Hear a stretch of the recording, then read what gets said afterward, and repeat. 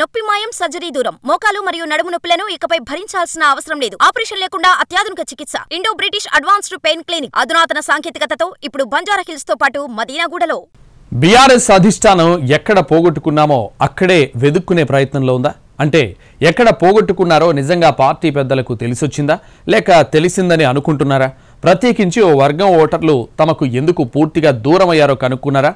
ఏ విషయంలో బీఆర్ఎస్ పెద్దలకు జ్ఞానోదయం అయింది? ఇప్పుడు ఏ రూపంలో ప్యాచ్ వర్క్ మొదలుపెట్టారు?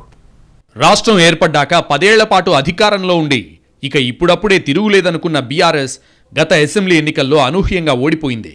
అది కూడా అలా ఇలా కాదు.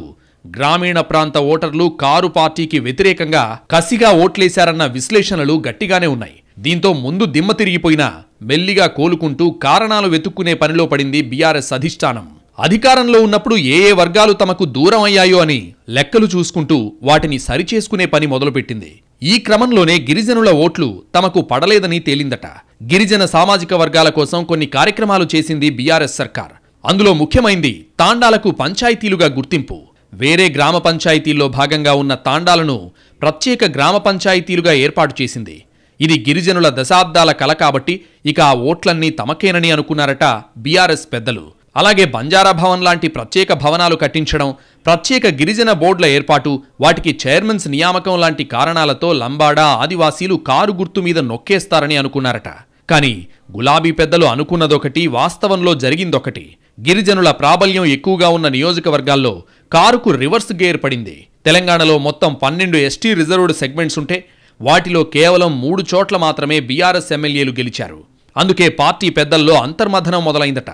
ఇంత చేసినా గిరిజనులు తమ వైపు ఎందుకు మొగ్గలేదని ఆరా తీస్తున్న క్రమంలో కొన్ని కఠోర వాస్తవాలు బయటపడ్డట్టు సమాచారం. లంబాడీల కోసం తాండాలను ప్రత్యేక గ్రామ పంచాయతీలుగా చేయడం వరకు బాగానే ఉన్నా వాటి అభివృద్ధికి నిధులు ఇవ్వలేదని, సొంత డబ్బులు పెట్టి పనులు చేసిన సర్పంచ్లకు బిల్స్ క్లియర్ చేయలేదని తేలిందట. ఏదో కంటి తుడుపుగా పంచాయతీలు చేశారు తప్ప అందులో చిత్తశుద్ధి కనిపించలేదన్న విమర్శలొచ్చాయి. అదొక అసంతృప్తి కాగా అంతకు మించిన వ్యవహారం మరొకటుందట. దళిత వర్గాల కోసం కేసీఆర్ సర్కార్ దళిత బంధు పథకం తీసుకొచ్చింది. కానీ ఎస్టీల కోసం అలాంటి పథకం ఏదీ అమలు చేయలేదని, మేమంటే అంత లెక్కలేనితనమా అన్న అసంతృప్తి సైతం ఆ వర్గాల్లో ఉందట. బీఆర్ఎస్ మీద గిరిజనుల కోపానికి ఇలాంటి పెద్ద కారణాలే ఉన్నట్టు పార్టీ పోస్టు మార్టంలో తేలిందట.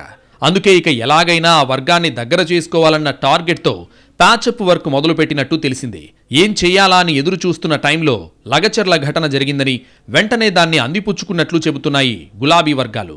లగచర్ల ఎపిసోడ్లో గిరిజనుల మీదనే కేసులు పెట్టారని, వాటిని వెంటనే ఎత్తివేయాలంటూ ఆందోళన మొదలుపెట్టింది బీఆర్ఎస్. నమ్మకం కలిగించేందుకే గిరిజనుల్ని, వారి నాయకుల్ని ఢిల్లీ దాకా తీసుకువెళ్లినట్టు చెప్పుకుంటున్నారు. అటు ఢిల్లీ స్థాయిలో కొట్లాడటమే కాకుండా ఇటు హైదరాబాద్లో కూడా మహాధర్నాకు ప్లాన్ చేస్తోందట బీఆర్ఎస్.